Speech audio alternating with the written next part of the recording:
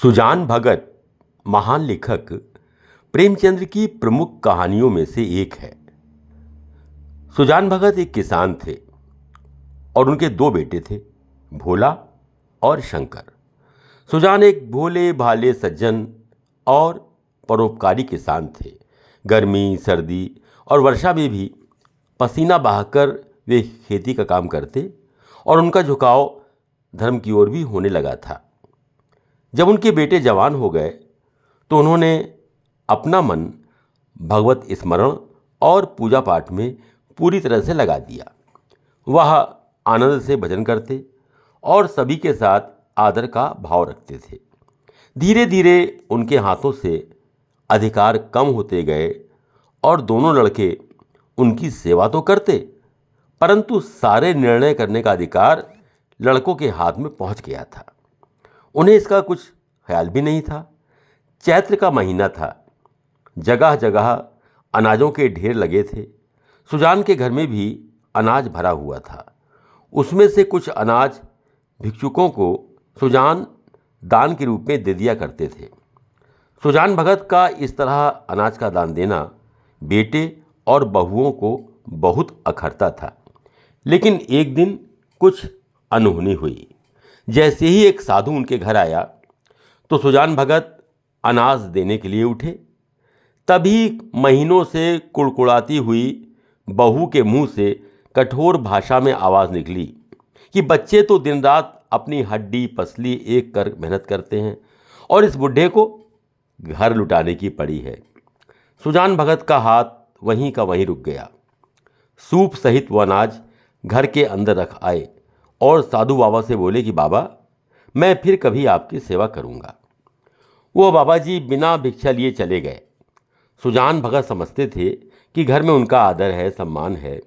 लड़के उनके सामने हुक्का नहीं पीते, चारपाई पर नहीं बैठते, उन्हें उनके कपड़े नहीं धोने देते। लेकिन अब उन्हें समझ में आया कि उनका घर पर अधिकार बिल्कुल नहीं है। अब वो घर के स्वामी नहीं हैं, बल्कि मंदिर के देवता के समान थे। यदि देवता को यदि भोग लगाओ तो वह भोग लगाता है, स्नान कराओ तो स्नान करता है, सुलाओ तो सोता है, जगाओ तो जागता है।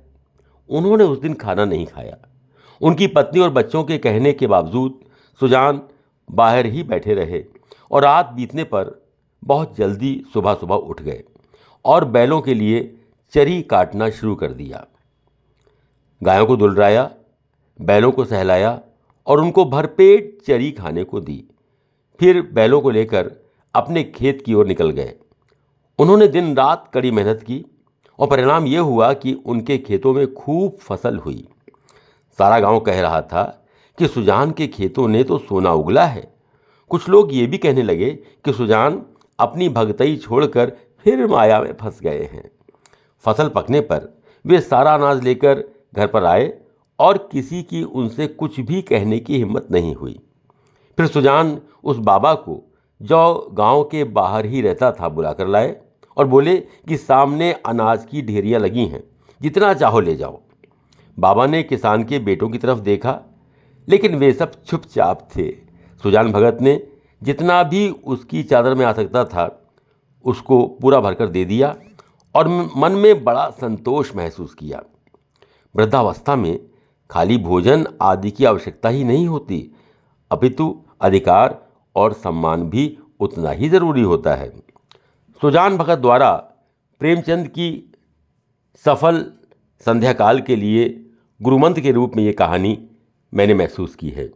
उन्होंने हमें शिक्षा दी है कि हम अपने जीवन के संध्या काल को उपयोगी बनाए रखें और अपने आत्मसम्मान के लिए अपने स्वास्थ्य और आर्थिक स्वतंत्रता और सामाजिक गतिविधियों को निरंतर जारी रखें, जिससे आप मानसिक रूप से प्रसन्न भी रहें और परिवार में और बाहर भी सम्मान मिलता रहे।